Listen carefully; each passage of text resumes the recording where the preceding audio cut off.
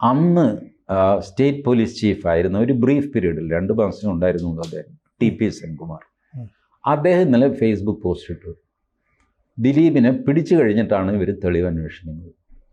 തെളിവ് കിട്ടിയത് കൊണ്ട് ദിലീപിനെ പിടിച്ചതല്ല, ദിലീപിനെ ആദ്യം അറസ്റ്റ് ചെയ്തു, എന്നിട്ട് അയാൾക്കെതിരെയുള്ള തെളിവ്.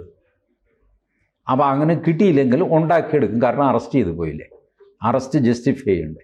ഇങ്ങനെയുള്ള കള്ളക്കണി നടന്നു. അദ്ദേഹത്തിന് അതിൽ ഇടപെടാൻ കഴിഞ്ഞില്ല, കാരണം അദ്ദേഹം വളരെ ചുരുങ്ങിയ കാലയളവിലാണ് പിണറായി വിജയനുമായിട്ട് ഫൈറ്റ് ചെയ്ത് സുപ്രീം കോടതിയിൽ നിന്ന് വിധി വാങ്ങിച്ചിട്ടാണ് അദ്ദേഹം സ്റ്റേറ്റ് പോലീസ് ചീഫ് ആകുന്നത്.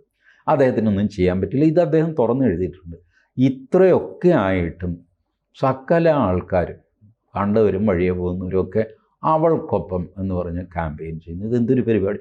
അതുമാത്രമല്ല, ഒരു ക്രിമിനൽ കേസിൻ്റെ വിധിയിൽ 2 അഭിപ്രായം ഉണ്ടാവാം, 3 അഭിപ്രായം ഉണ്ടാകാം.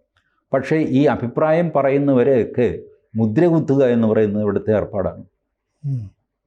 ഇപ്പോൾ ഈ കേസിലെ അതിജീവിതയ്ക്കൊപ്പം നിൽക്കുക എന്ന് പറഞ്ഞാൽ അതിജീവിത ആഗ്രഹിച്ച എല്ലാവരെയും അറസ്റ്റ് ചെയ്യുകയും ശിക്ഷിക്കുകയും ചെയ്യുക, ഇതാണ്.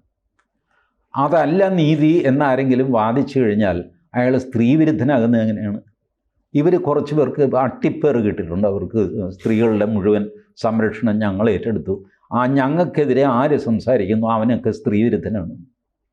കൂടുതൽ വാർത്തകളും വിശേഷങ്ങളും നിങ്ങളിലേക്ക് എത്താൻ ABC മലയാളം സബ്സ്ക്രൈബ് ചെയ്യുക, ബെൽ ബട്ടണും അമർത്തുക.